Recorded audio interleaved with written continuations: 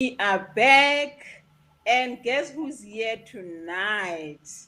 I feel like a queen, and I'm with, I'm sure, four kings or kings and princes. I'm not sure, but welcome, gentlemen, and thank you so much for coming on and agreeing to discussing this very important topic. My name is Matsileng Mohodi. And this platform is for helping people to talk about issues, to really look at what other people are going through so that they don't have to go through the same things. So last week we had a very difficult topic wherein we were discussing GBV, and we know that there are a lot of problems from relationships, and one of them is problems between men and women in relationships. And I thought it would be very good to give women something to close off Women's Month. And that is why I've invited you kings of our hearts to come here and really tell us what can really help us as women to enjoy our relationships and to be content with you in the relationships. Please introduce yourselves before we get into the gist of things. Theo, I'll start with you. Hi, everybody. My name is Theo. I'm an innovation entrepreneur and strategist. Currently married for 10 years actually this year. I'm celebrating my 10-year You anniversary. almost forgot. Hey. Yeah, no, I didn't say. I've been told about it too many times, so it's stuck in my head. My partner and I, we've been together for over 15 years now. We married young, and that's the perks of it. So we learned early, but to tell the truth, it's still amazing and a beautiful thing that God has, created for us. Thanks. Thank you. Chris, Hi, all the way from Matsileng. Australia. Yes, it's Chris, and currently I'm living in Australia with my family and my wife. She is Australian. We've been living in South Africa, but we moved here last year, and we've been married since 2005. And we've definitely had ups and downs, and it's been a wonderful journey along the way. And I look forward to just sharing my insights or my experience for whatever that may be worth with anyone that's listening. And look forward to the discussion. Welcome. Thank you. Gladwin. Gladwin Mfulo. When people are talking about 10-year marriages and stuff like that, I feel like I'm the youngster now in this one. But I guess I've known my partner for since 2006. I better get it right, otherwise I'm going to be in trouble. And like Chris was saying, we also have had our ups and downs and so forth. But you take lessons from that and you become a better partner and so forth. So I think we are still at it, and I'm still happy, still going strong. So yeah, looking forward to the conversation. Thank you, and welcome, Mr. Taba. Hello, Matsileng. Hello, everybody. Kukule Tuklava is my name. I feel like I'm a senior to these three gentlemen. The 16th of this month will be 21 years married. Wow. So I am here. Thank you. Thank you so much. Thanks for coming. So now we're just gonna delve into this topic. So like I was saying, that we've been having discussions around relationships, and one of the things that we discovered is that a lot of women are in pain, and the pain is caused by dysfunctional relationships. But as you know, a lot of people say men are simple, women are complicated.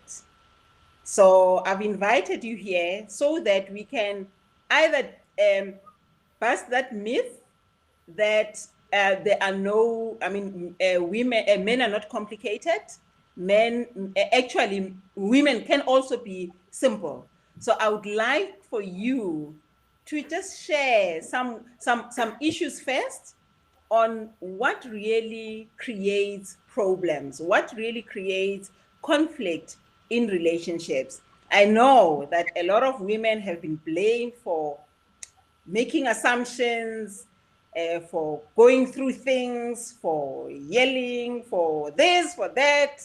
So, but we just want to make sure that at least we get it from the horse's mouth and we look at ourselves so that we can make our families a better place. Because remember, young people, our children, the younger ones, they're looking up to their parents. So if things are not well with the parents, they think this is how things work.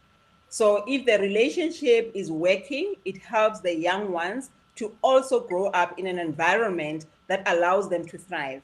So this is not just even a joke or, like the fun stuff. It's really to help build families and to ease the pain. Hey, we are in pain, Batung. Hey, we are in pain. So help us. So what causes? So we're just gonna go around and just say, what are the things that you can advise women to stop doing in their relationships? Theo, we'll start with you. You're the closest. All right. I think, look, there's a lot of fundamentals, key things that go into a relationship, and I'm not only referring to marriages or anything. I'm just talking pure relationships.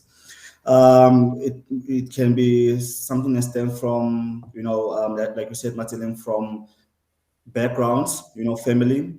My grandmother always used to say that, when she asked me, "Do you have a girlfriend?" Then I would say, "Yes, I do." And she would then ask, "Do you know their parents? Do you know the girlfriend's parent?" And in closing, she would then say that, "You know what? You should always look at where she comes from, the home that she comes from, before you get too serious with somebody, right?" That can be one of the pieces, one of the things that, key elements to look into stepping into a relationship. However, in that said, I've came to learn that, you know what, in the beginning, the honeymoon phase, right, where you're still getting to know each other, couples, we don't actually get to know each other. We sell each other a dream, basically, right? We want to impress you. We want to You do mean it when you meet, when you're we not meet. really Yeah, yourselves? yeah. When we Okay. meet, and even at the beginning of the relationship, let's say the first 12 months, right? It's all about, you want to impress. You want to show that you're the best person to be with. I'm spontaneous. I'm loving. I'm funny. But at the end of the day, you find that actually I'm one individual that, during the weekend, Saturday or Sunday, I just want to switch off. I just want to sit there, watch my movies alone, and just come down a bit, Does that apply to men and women, or are you talking about? I'm talking. Yes, I'm talking in both parties, right? Oh, So yeah, even with so men women, pretend. So men can pretend too. it's not about pretending. I think Yeah, pretend is a very strong word. It's not about pretending. yeah. It's about, I'm trying to impress this lady, right? She told me that, probably, the past relationships, the trouble that she experienced, and so on, so and so. So I want to impress her, to show that I'm not that person. Now you're competing with someone that you don't know, right? And even with the ladies also, it's more around, they always wear makeup, they look good, they make sure that, what, they are at their points, they do things for you, tender loving care, cook and whatever. But you find out that the person actually hates pots, hates standing in the kitchen, and doesn't like to cook at all, right? And that's one of the things, we're selling each other a dream, basically. So when the relationship started to get serious, then that's where you're starting to get comfortable. You're letting your guard And you're down. showing your You're true showing colors. your true colors. Yeah, your true colors are starting to start to come out. And the same also with the ladies, it started to come out. And that's when the whole conflict, or the true identity of where you currently are in terms of relationships, started to show in. So I want yeah, to not to just grab that part and throw it to Chris. I want to throw it to Chris. because you're speaking about people not being themselves, and Chris is in human behavior, so he understands values, he understands people coming out and not being themselves. Chris, what would you say about that regarding women? Mats, I think it's important to understand in the relationships itself that both sides, both parties. I don't think it's really what women should be doing or not doing. I think it's a partnership. I think that each person has a set of values or a set of priorities that are most important to least important. So things that are very important to me may not be as important to my wife, and things that are very important to her are not as important to me. And I think one of the keys to, and one of the secrets to life is working out and understanding what is important to your partner and what's not so important to your partner, and then communicating to them in terms of those values, and how do you communicate with them, because if I don't see how I'm going to achieve what I really love to achieve in my life, I'm going to feel challenged, and that's going to cause conflict. But if I'm supporting her in a business or the things that she really loves doing, like say, for instance, kids are very important to her, and I show her lots of ways of how I support the kids and support her in that, and maybe support her business, I'm going to find that she reciprocates, and she will open up to me and be a lot more friendly and loving. But if I stop supporting the kids and I don't support her business and don't allow her time to do the work she wants to do, I'm going to find that I'm going to have a fight. And this going to be I can see you don't want to come back to South Africa. I love South Africa. I can tell you, I miss South Africa. I can see you safeguarding your space. So because I really want to, because it's not everybody that understands what you just said, and they may understand it, but it's not easy to do, to understand what is important to somebody and actually give it to them, because that's what is creating conflict. Because we wouldn't be having fights if people were understanding that this is important to this person and they also understand what is important to you. So maybe Gladwin, would you like to come in there?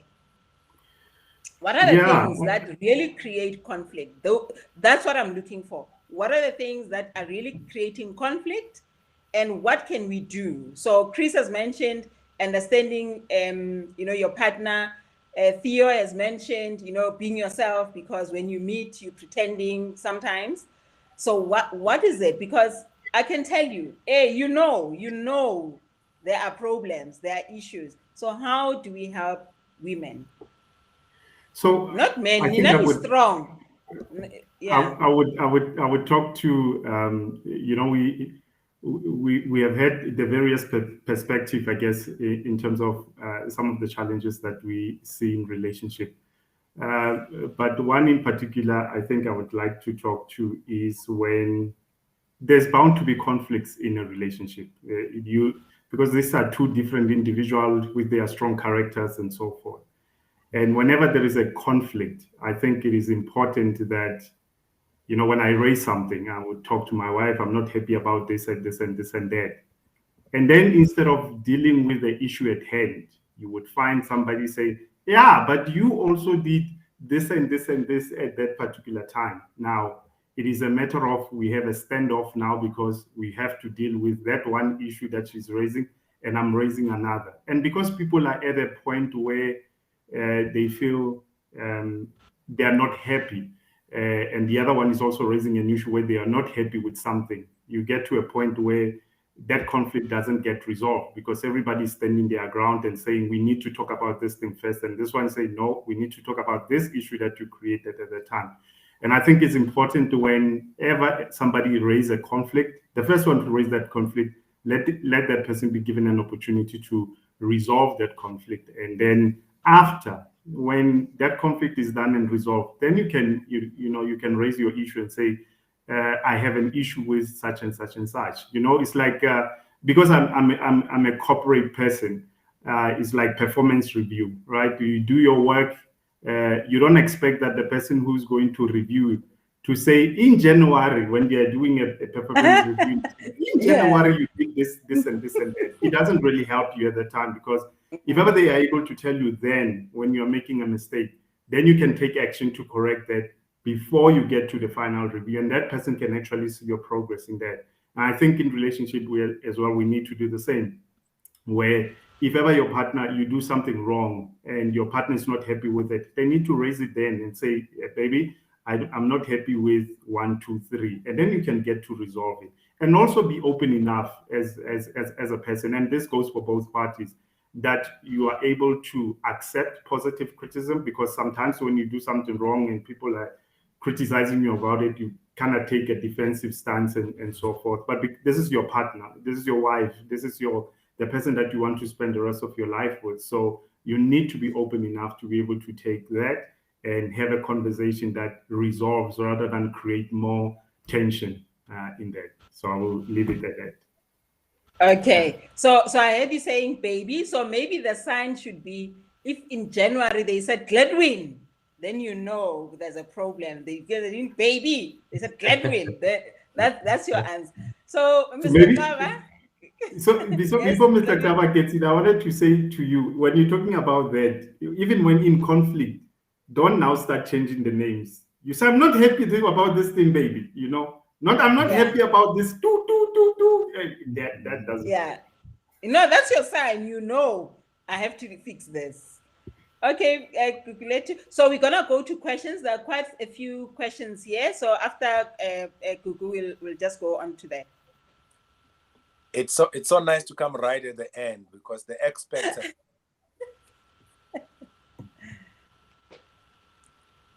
spoken, right? Okay, I really agree with my brothers there. The key thing for me, relationships are bound to happen. I mean, conflicts are bound to happen in any relationship.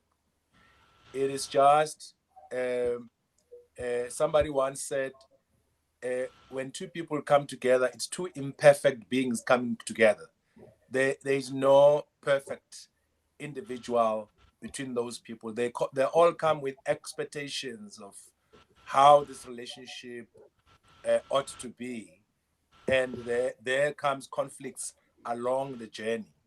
So I think the key thing for me is just seek to understand the other party, and as to why they are behaving the way they are behaving, than to simply jump into the sort of like high voltage emotionalism about issues that you feel they are not in sync with yourself. But more than anything else, I think what causes conflict at times as well, it's the misalignment in terms of values.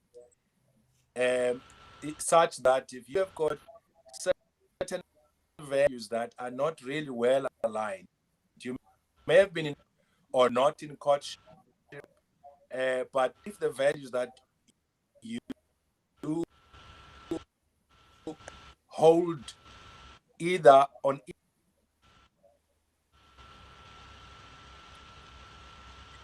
All right.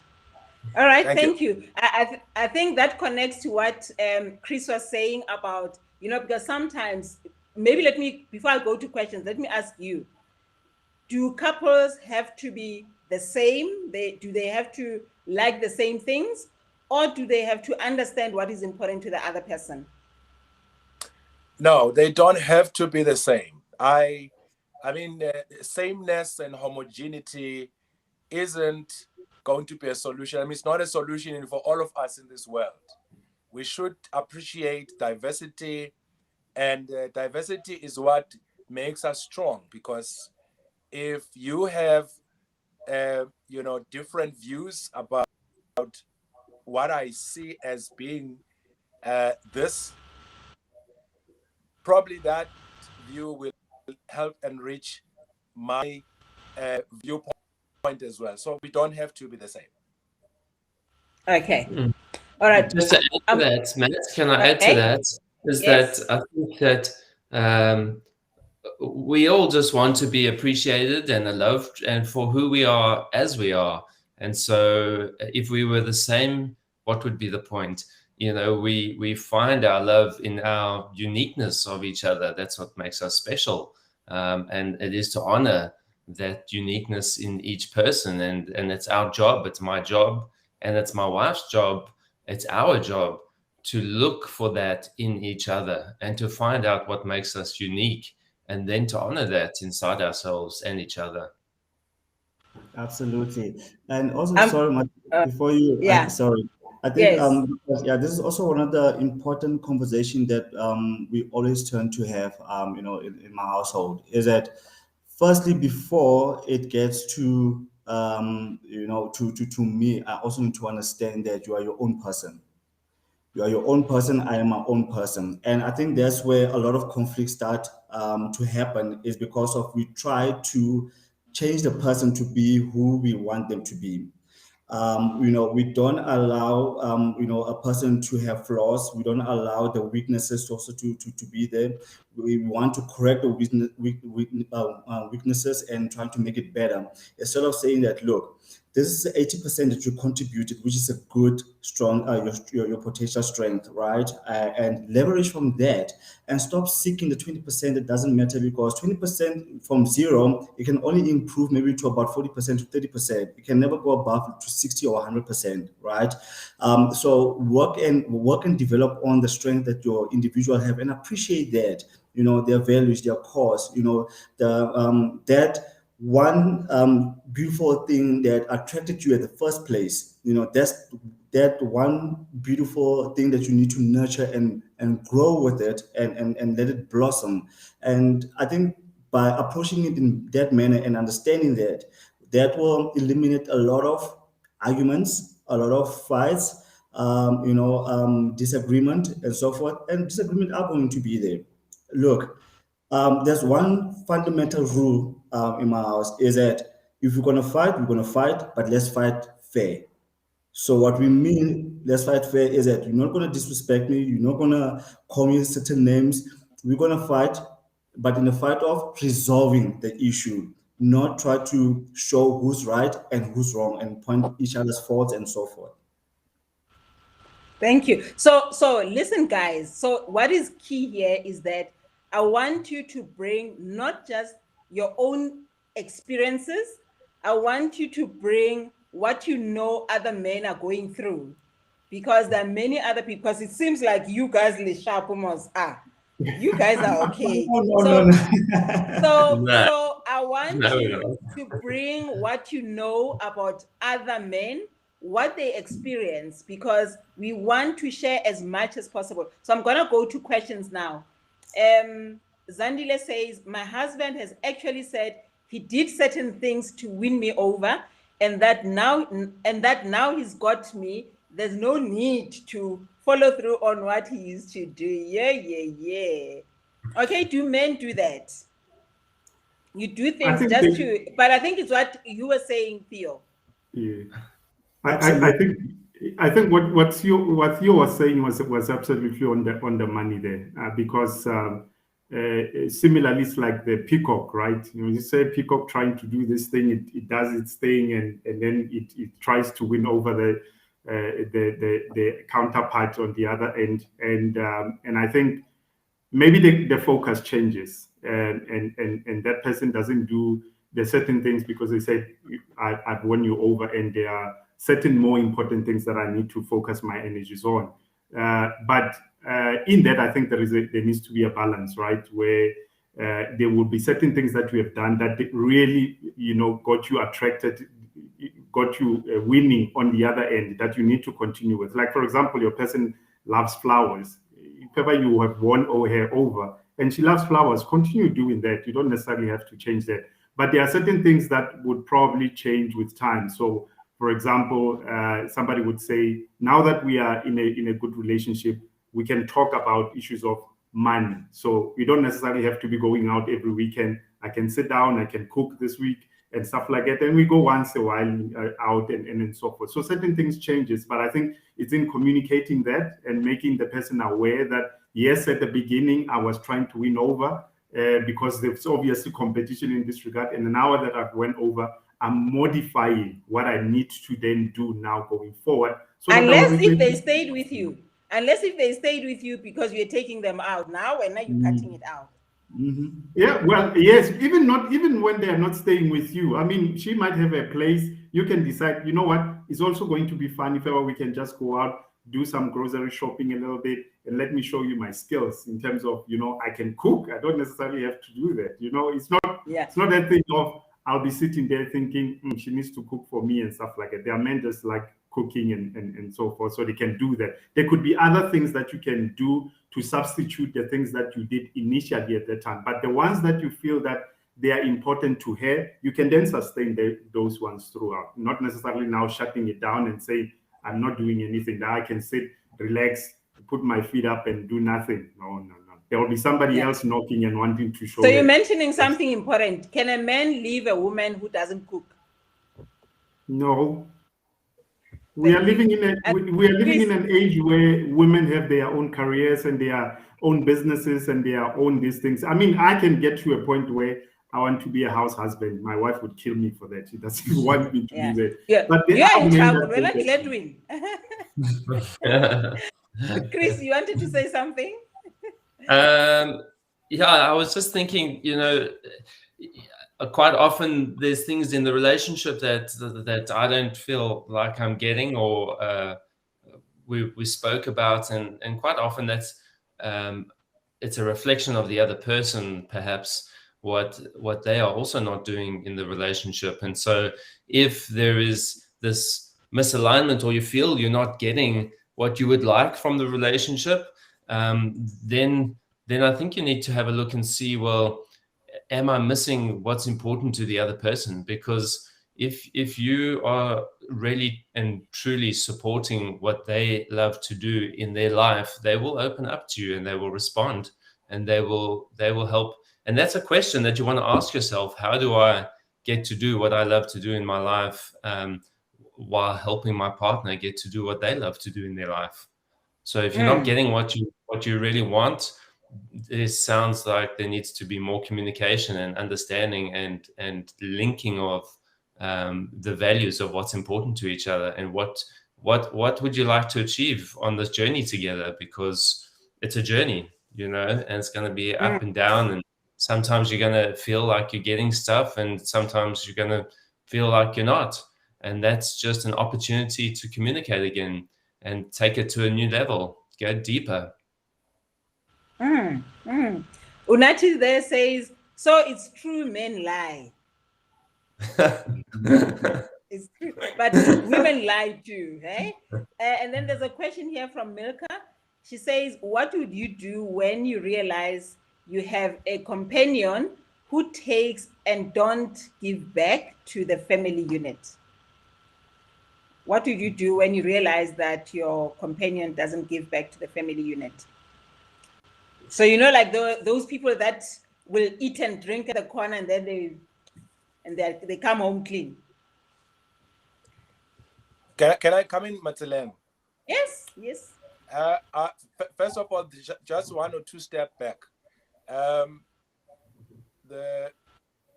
The question that you asked, whether can a man leave a woman who doesn't cook, I think because we are not talking on our behalf here, we're talking on behalf of other men as well. The dynamics in South Africa are cultural based and otherwise. There are men who really love to have food cooked by their women. So because I love talking to people, I've had men tell me that definitely a woman who can't cook, it's a no-no. Some of them have literally sort of walked away because they felt like, hey, maybe before they could even get married, you see. So such things happen. I mean, this is South Africa. So I wanted just to touch on that to say it is true. But on the point of a man lying whilst wooing a woman, I really think it's just, wisdom man uses to ensure that, they get wisdom. Yeah. Why not? Wisdom. Angifuni ukudlisa team la. You know, that is men trying to, to get their own. So, ladies, when they tell you something at the beginning, just know that it's not true, right? So Martin, I think also to both questions. I think the question that we then need to ask is, how did it get to that point where you discover that your partner is a taker, or your partner doesn't like? Your partner wants somebody Doesn't who can contribute. doesn't contribute, and your partner wants someone that can cook, to both the questions, right? It's more of, how did it get to that point whereby it's already discovered within the relationship, right? Because those who are supposed to be two of the qualities, that you should have picked up at the beginning, to say that this quality, this is not the type of person that I would like to be with. I want a woman that can cook. I want a woman that can feed me and give me home cooked meal whenever I come home, right? Or I want a husband that's a contributor into our union, for us, because I believe that prosperity is all about collaboration and working together to get ahead, right? So now the question that I will ask, that why did it take that much time to get to realize this is not what you signed up for, where it was supposed to have been discovered at the beginning? It goes back to my initial point, where I said that Acting. pretend, we're acting, we're pretending. I'm trying to win you heart. I'm trying to show you that I am Romeo and you are my Juliet, and that's exactly what I was referring to. So yes, Ledwin. So I wanted to talk to your point of taking and so forth, and sometimes it gets worse, where the person would even have access to your money, and they won't even buy you a short or something like that, but they will go there shopping and doing all sorts of things and stuff like that, and it just gets to show you how certain individuals can be so inconsiderate when they're in their relationship. And I think it's important for people to be considerate in every manner. Whatever that they do, they need to be thinking about, hey, my person is there. For example, we were talking about some of the challenges that you have with men. Maybe they're not coming home at night at the right time. They will come home at 2 a.m. and stuff like that. While they have a wife at home, they have kids and so forth. It becomes a little bit inconsiderate that you come at that time. Who then gets to protect your family when you're not there? And if ever there is an emergency, what then happens? All sorts of things. So when people are considerate, I think in their mind, they will then start thinking, I can't come this late. Yes, I used to do this when I was single, but now I'm married. I've got kids. I've got this. I need to be considerate and be thoughtful about them. When I go and buy something, you used to buy something for yourself and only yourself. Now you're thinking, I have this partner. Oh, maybe she might like this thing. Or let me surprise her with this and stuff like that.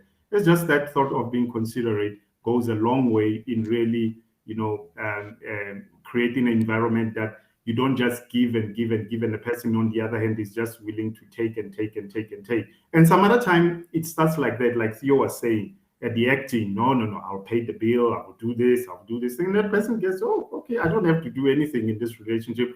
The person will just always give and give. But once you start moving from winning you over to, now I've won you, now we need to work together. I think Chris was talking about it being a partnership, and us saying, how do we best build this relationship and make sure that it's sustainable? And it's through those values that Gugu was talking about, combining them and really talking. And some other time, it probably includes counseling, which I think for a lot of Black people, counseling, maybe they don't necessarily take it as something that is serious and so forth. But counseling can really go in a long way, because you will have somebody probing and asking those uncomfortable questions as you go. And then another big issue is probably money. When you throw money in it, it makes matters worse there. Yeah. So actually, there is a question that says, can a man? It's Nico. He says, can a man leave a woman because she is not giving him money? Nico. Can a man leave a woman because the woman is not? I thought you asking the other way around. But anyway, I am still gonna ask you. Because I thought you were saying why would a woman leave a man that doesn't give her money? But this is interesting. So, why would a woman leave without giving him money? Can a man leave a woman because she's not giving him money? You can. I guess anybody can leave anybody for any reason whatsoever. No, but Chris, listen to this one. Yeah. A man. I hear it. Yeah. Yes. So that is why you're all like stunned. Yeah. Yeah. Our brains are trying to make sense of it. We trying to make sense. Can we leave really when because generally I guess when your woman doesn't give you money. Yeah, because most men are the ones that are always women giving. can leave. Yeah, definitely. Yeah. But in most cases, men are always seen as providers, right? And in most cases, they are the ones that are always giving. And so forth. But I think when you have built a good relationship with your partner would be able to give you money, especially if you're an entrepreneur, you're doing your own thing. So if she doesn't give you money, you can out. leave. If she doesn't, you can leave. Well, it depends, right? If ever you get to a point where what you need the money for essential things, and you're at a point where you tried something, it didn't work out, you are looking out for a support from her, and she's got the money, but she's like, no, you put yourself in this mess, get yourself out, I'm not going to give you anything. But when you had it, you were able to share your money with her and all these other things. Then it's like, where's the support? Where's the partnership in this struggle? And you will probably say, I'm going to leave.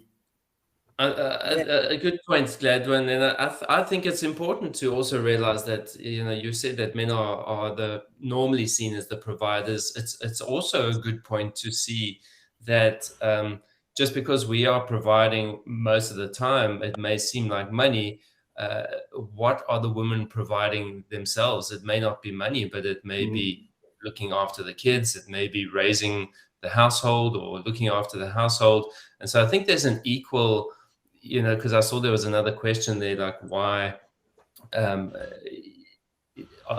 they always takers in the relationship? They're always taking. And I think it's important to stop and have a look and see, where are they giving? So where is the wife giving? Where is the husband giving? Where are they taking? Because they've got both sides. I give and I take in the relationship, and it goes up and down. Sometimes I feel like I give a little bit more, and then other times I take a little bit more. But I have a natural built-in thermostat or balance thing that helps me to regulate. And I know when I'm taking too much, and then I will compensate and do something. Or so it's a fine balance of giving and taking.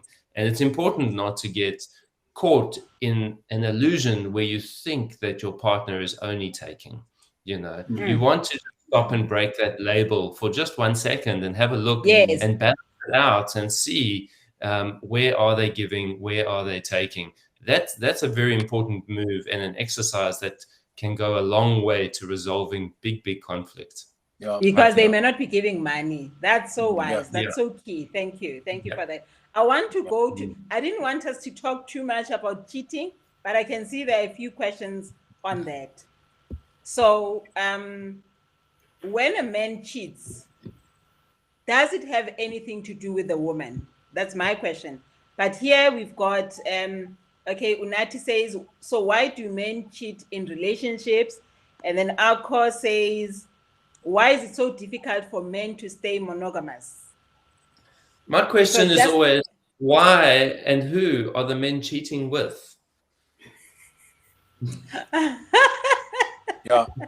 They're not cheating with themselves. They're not cheating with themselves.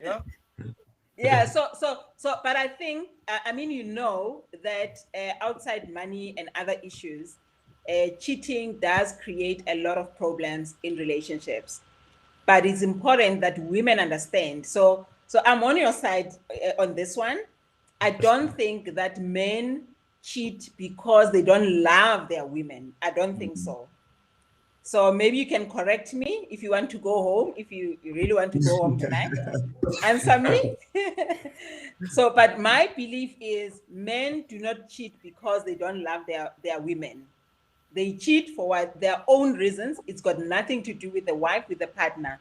Correct me if I'm wrong. You are right in most sense, right? I think look at it from this perspective, right? How many men? I know we know statistics, we don't know the numbers yet, right? But as the question is, how many men are cheating then leave their wife? How often is that happening, right? How often is it happening that a man cheat and when whoever they cheating with say that, hey, you should leave your wife, and they end up saying that you mad. I'd rather leave you, but I'm never Nick, gonna leave my wife. You are 100% Come in. correct. Yeah.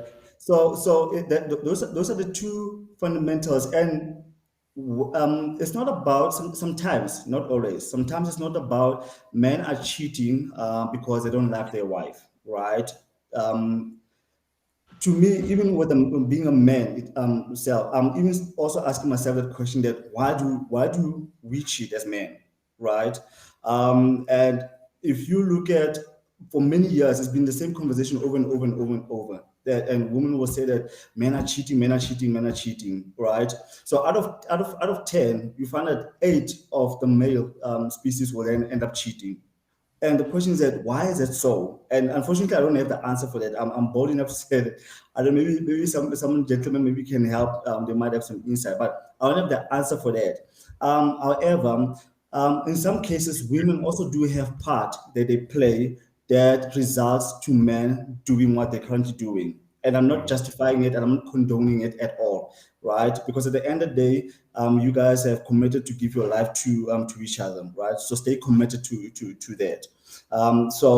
I think not to bubble too much into it because it's a very sensitive topic that I wouldn't want to explore more into it. It's got its own reasons and fundamentals why it happens, but it's not about the person that you are with that make you to cheat. Let me just close it. I agree. So I'm supporting you in that because I believe that once you've chosen to be with a woman, you want to be with them, but things could happen. Like anywhere, people do things, and when you do cheat, it's never about the woman. That is why you go back home to rebuild with a woman. But I'm not saying go and cheat. I'm not saying that. I'm just saying. What are you saying, Matt? I'm just speaking to make women understand that they are complete. They are complete. There is nothing wrong with women. When their men cheat, it's never about them. So they need to stand up and hold their heads up high and continue with life. There's a question here. Somebody said, can the Zandile says, can the gentleman explain how they feel about this latest craze? Indoda must provide. So a man must do everything for the woman, and the woman brings her beauty to the and the body, etc., to the relationship. So a man must do everything because you're getting everything that you want. Where did that come from? Where's No, there's a question. They want you to comment on that. So I think if ever you were to take what Gugu was saying earlier on with the backgrounds of where we come from and how we have grown up, I think I've always known that if ever you're a man, you need to be the one that is providing the roof or doing all of these kind of things. And we come from an environment. I work in the mining industry where a lot of men would move from even neighboring countries to come and work here in South Africa, and so that they can provide for their families back home and so forth. And if we grew up in that environment, that's what we know, right? And that's what we'll continue to to do in this regard. And to some degree, the same environment that we grew up in, there are women who grew up in that environment as well, seeing that, the father comes home, he provides for the family, the wife takes care of the household and so forth. And it's only now, I guess, when things are a little bit turned upside down, where women have the equal opportunity as men to be able to do exactly the same thing as men can do. And there's still those that still believe that, yes, I do have this opportunity to do what I can do from a professional point of view, but I still expect the men to be the provider and do all of these things and so forth. And I will do my part in bringing, like she's saying, the beauty, the body, whatever the case that might be, because maybe that's what you were attracted in. And she was also attracted to the fact that you can provide in these instances. So I think it is quite a broad topic on its own to talk about the reasons why certain people will view it in a particular manner, and the other one can view it in another manner. So, good Yes, point, Chris? Edwin. Just to talk about that and to ask a question myself then for Zandile, then is when she says, can we explain about that a man must do everything and the woman brings her beauty and the body? What happens then when the beauty fades and the body does other things? Chris. Asking the question. I'm just joking. You'll be in trouble when I Chris. You never I'm just ask those joking. questions. Answer. Just answer. Don't ask. Answer. Yeah, I hear you. But I'm just no, I'm sorry. I'm joking. That's very key. Yeah. It's always for me in my own relationship. It doesn't. It's about sharing the responsibility. You know, we're on a journey together, and how do you maximize your experience with the very, very short time that you have on this earth? You know, and that's the journey. You know, and the more you help each other, the more you get. It's as simple as that, I think. Yeah. I'm going to read something quickly also. It says, why is working on the relationship relegated to the woman in the relationship? Why is it usually the woman that works on the relationship? So, yeah. So I read the whole thing. So the whole thing says, why do guys stay in relationships or marriages and partnerships, even when the marriage is not healthy, but would rather start seeing someone else instead of working on the relationship? Why is working on the relationship relegated to a woman in that relationship? So if you have to look at what's happening most in the relationship, and I'm gonna go a little bit more into culture also, right? From a Black African culture perspective, right? How often do you see men getting into those soft engagement conversation of feelings and emotions? That's how I'm feeling. That's how you make me feel. So I don't think that in our culture we've been equipped enough to be able to have those conversations, and we understand that women are an emotional being that likes to express themselves, right? It's freely for them to express themselves. And that's why it might feel as if like women are the people that are continuously trying to work on the relationship rather than men, right? And it comes also to a non-balance of communication, right? Most men, you might feel that they don't know how to communicate when it comes to things of the heart, things of emotions. They don't know how to interpret it and convey the message, right? Whenever they come and talk about something that's about you don't do that, you don't do it in the funale, do that, wimfazi and what and all those things, right? So it's a little bit of challenge from a man perspective to have those emotional conversation. And it's not all men. There are those men that got their heart on the sleeves where they can freely express how they feel. They can easily cry out when they feel hurt. Even probably even if can ask the gentleman on the panel that when was the last time that they cried in front of their partners? You might find that it's years or something, it has never happened before. So it's not about men, are not parties of trying to help and talk about relationships. You might find that they don't know how. Okay. Thank you for that, Theo. I just want to look at, there's a question from Esther. She says, I would like us to talk more about gender roles and how they impact relationships. So we've touched on that, about doing things equally, but maybe one of you can just touch on that. Gender roles. Somebody mentioned a woman can cook and look after children while the man brings in the money. So what is your take on that, on gender roles? And how that impacts, because sometimes it's about assumptions that because it's a woman, then the woman must cook and clean and do that, and the man must bring money. So what are let's talk about those assumptions. I think we can't, sorry about the glitches. I've had to switch the gadgets because of where I am. It's in rural areas. Yeah, so I think on that score, we can't rule out the fact that we are creatures of culture and backgrounds of all sorts as both men and women.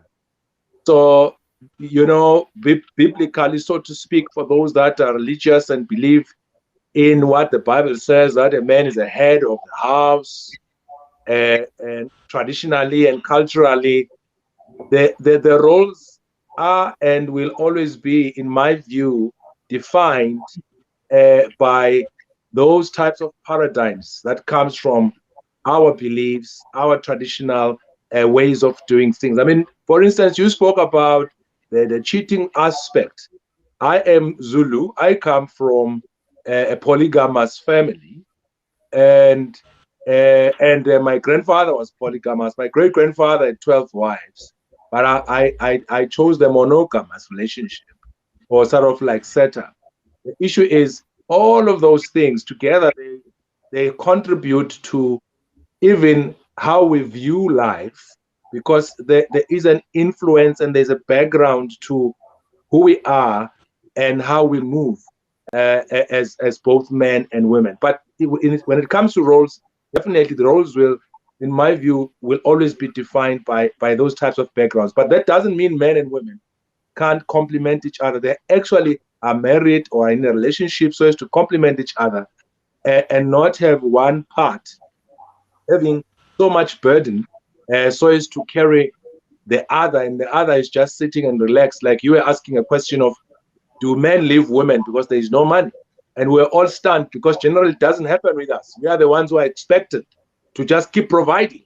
But a woman can easily walk away and say, let me do this stingy. And he doesn't give, he's not taking me out, and all sorts of things. So we've got to find ways of balancing that. That's my viewpoint. Thank you. There's a critical one again. It says, hi guys, it's from Bongani. Hi guys, what's your take on a woman supporting a man? Is that an element of weakness on our part as men? And can it be sustainable to preserve the relationship going forward? Can ladies bear the brunt of supporting a man? I think we've touched on it, but you can just touch on it again. We can. I think it is, I think it's a sign of weakness. Not quite. I think it really depends on the relationship that you have, right? If ever the relationship that we have was really based on the fact that your person loved you because you support, and then you change that role completely, and then they like, I don't think this is what I signed up for, maybe it'd be a challenge. But if ever you have a partner that is very much supportive of, they know exactly what you're doing, especially now that we get into the journey of opportunities for entrepreneurship, there's a lot of them, because we are now talking about building legacies for our kids and stuff like that, because majority of us come from backgrounds where we don't have parents that have businesses and stuff like that they can talk to us and we can inherit this thing. We are the generation that needs to start there. And if ever you have a partner that understands that the hard work that we're putting on is for the benefit of our kids and their kids and so forth, and they know that it's going to come with struggles of, at some point, baby, you'll be the one working while I'm trying to hustle up this thing, and you'll be taking care of the bills. And they know. But sometimes, if ever your partner is not attuned with that thinking and the objective of what you're trying to achieve, then you're going to have problems, because it's 6 months, and anything pisses her off, it gets home when you're sitting like couching, and you're not doing anything, and you're doing all these things. So, anything will just tick her off at that time, because she's not aligned with, this is what we're trying to do. But if ever there is an alignment there, I think definitely your partner will be able to support you. And I don't think that she would see you like umamparo or something to that effect, and thinking I'm gonna leave or something like that. Yeah, I agree with that. I think that if you were someone that was just lying on the couch and watching TV and playing computer games all day, I don't think that they would be able to bear the brunt, as Bongani says there, of that, and be able to support you. The question is, what are you bringing to the relationship? If your partner is supporting you, what is your purpose in the relationship? Are you looking after the kids? Are you building a legacy? Are you working on a dream that you want to come true? And you need that support from them in the meantime. You have to be working on something. If you are just sitting back and doing nothing, then that would be weakness, or laziness, or whatever you want to call it, But if you have a deep purpose that you are driving behind that, there's no ways that that's weakness, Absolutely. So about 2 weeks ago, we had a conversation. Thanks for that, Chris. We had a conversation about bedroom politics. And last weekend, we had a workshop with women where we were talking about bedroom stuff. So there's a question here, and I think it comes from the fact that a lot of women complain about this one aspect of having their men not being approachable. So she says, so because men adore the dance, the love dance in the bedroom, how come is the sexual health discussion so uncomfortable?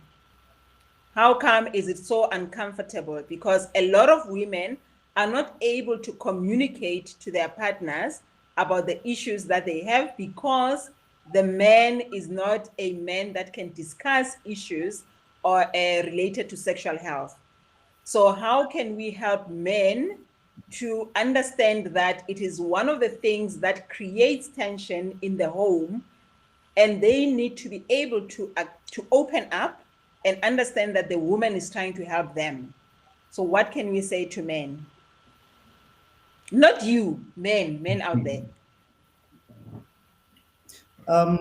So it's one of the very important piece of conversation that needs to happen, right? There's two parties that's got certain needs. There's two parties that got certain requirements to achieve satisfaction, right? And how will you be able to achieve that key role, or that satisfaction to your partner, if you don't discuss it? All right. So I think we know that, more especially from Black people, that talking about sex is taboo, right? You're only gonna hear about sex when you're getting married. Okay, we don't talk about that word here because they will cut us off. That's why we call it the love dance. Oh, the love dance. Apologies. Yes. Apologies. Yes. Okay. No, that's fine. That's fine. Yeah. So it's a crucial, and I think that's the reason why a lot of relationships are breaking out, is because of the love dance and the people not finding satisfaction within the relationship based on that. And that's why you also find where there's also cheating also happening, also that. But the challenge is that there's no particular conversation that happens. So I would encourage a lot of men, right, to take that time and actually try to understand, your partner when it comes to love dance, that what makes them tick, what takes them to a point where they want to be at, to achieve that point. And I'm speaking mostly also from mature men also, right? And that are avoiding to have those conversations, coming back also from a culture perspective, there's certain language, there's certain conversations that you want to have, there's certain conversations that you don't want to have that are sensitive, that you're sensitive to. So I cannot emphasize it more. Because it's extremely important to have that conversation if you're working towards building a life with somebody, because you're going to be with that person for a lifetime, right? And as time grows, those people, the individual, they evolve to be certain things, right? They see certain things that they want to try it out and experiment. So if you don't have those conversations, how are you going to be able to understand those particular gaps within your relationship that, you know what, my partner now suddenly wants to try this lap dance. How you be able to identify that need and be able to satisfy it to the best of the ability, the requirements. Let me just say the requirements, yes. Okay, so And the key thing is communication. Yeah, you'll come in. It's Absolutely, communication. absolutely. Okay, I see also that we are running out of time. So I'd like us to sort of, because this topic is very sensitive and it can save a lot of relationships. So I would like us, in wrapping up, for all of us to just go around and just give our opinion on that topic in particular, on that point in particular. Someone want Well, I will go. Chris? Or Gladwin? Okay. Anyone? Doesn't matter. Yep. All right. I'll go. I'll just wrap up from my side and just say that I think that the key to everything in the whole relationship, and especially in that area, is understanding what's important to each other and communication. I mean, most of our conflicts happen normally if there's a blowout somewhere along the line, and I turn around and I look back and I see, well, why did that happen? It's because we lost touch along the way and we forgot to communicate, because I find that when we have very open-hearted communication, it works. It's perfect. And that would be what I would say. Yeah. Thank you. All right, Gladwin? So I would like to weave in what Esther has said there, Maluka, that, it's important to understand that culture and religion are social constructs. And I think Gugu had proven that in a sense that, his background, if ever you look at the grandparents and so forth, polygamous, monogamous in his approach. And I think similarly, we have always said, men don't talk about these things and so forth. I think as men, we need to opt to decide that this is something that we're going to open ourselves up to and be able to discuss with our partners. And to Theo's point, then we'll be able to achieve better connection with our partners and so forth. So yeah, that's where I will leave it. Thank you, Gladwin. Kukuletu? I think it's firstly very interesting that it's the lady that asked that question about men in terms of the love dance, because it's generally men who complain about that, with women. But there's nothing in my view that beats communication and giving each other space and allowing both yourselves to mature in this relationship and ensure that you are sort of like sensitive one to the other. You care for each other in terms of what the needs of the other party is, because I think that's where we miss it most of the time, and the resultant effects of all what